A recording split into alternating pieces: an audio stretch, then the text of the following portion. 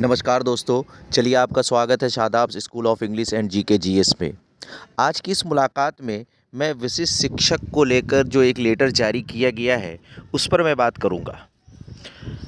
और चूँकि समय-समय पर जो भी अपडेट आप तमाम विशिष्ट शिक्षकों और नियोजित शिक्षकों के लिए निकल कर आता है, वो मैं कोशिश करता हूँ कि वो इन्फॉर्मेशन, वो सूचना आप तक ज़रूर पहुँचे।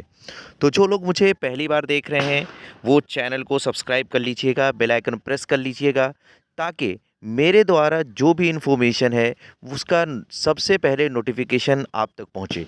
तो चलिए, हम लोग अपनी बात को शुरू करते हैं। जैसा कि आप लोग सभी लोग जानते हैं कि अभी कुछ समय पहले जो है ना वरीयता क्रम को लेकर ये बात पूछी गई थी शिक्षा विभाग से कि शिक्षकों के बीच, चूँकि जब विशिष्ट शिक्षक के रूप में नियोजित शिक्षकों ने योगदान ले लिया बीएसएबी पास करके, तो ये पूछा गया था शिक्षा विभाग से कि वरीय कौन होंगे। समझिएगा इस बात को। हालाँकि ये बड़ी अजीब-सी बात है, ऐसा होना नहीं चाहिए, चूँकि एक जगह पे सभी लोग हैं, तो ये बात ऑफ़िशियली पूछा नहीं जाना चाहिए, लेकिन ख़ैर पूछा गया और जिसके जवाब में शिक्षा विभाग की तरफ से, सुपौल की तरफ से एक लेटर भी जारी किया गया था, जिसमें ये कहा गया था, ये लेटर जो है वो 6 तारीख का है, 6 फरवरी का है, जिसमें ये कहा गया था कि भई जो नियोजित शिक्षक होंगे, वो जूनियर हो जाएँगे किससे? विशिष्ट शिक्षक से।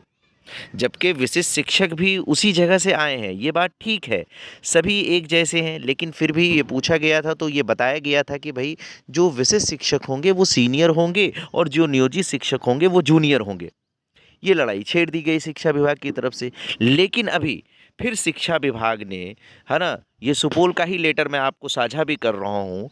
उस लेटर में ये कहा गया कि जो पत्रांक दिनांक के साथ 6 फरवरी का जो लेटर है, जिसमें विशिष्ट शिक्षक को वरीय बताया गया है, उस प्रभाव को निरस्त किया जाता है, यानी उसको प्रभाव से खारिज कर दिया गया।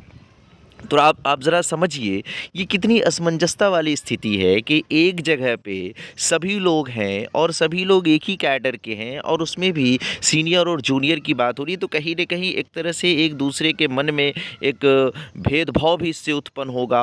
और रही बात, मान लिया जाए पहले जैसे आपने शुरू में जो है उसे सीनियर बता दिया, फिर अब जो है क्या कहते हैं उस लेटर को निरस्त कर रहे हैं। तो पहली बात तो ये शिक्षा विभाग को ये लेटर जारी ही नहीं करना चाहिए था, ये बताना ही नहीं चाहिए था कि आपके बीच कौन सीनियर होगा और कौन जूनियर होगा।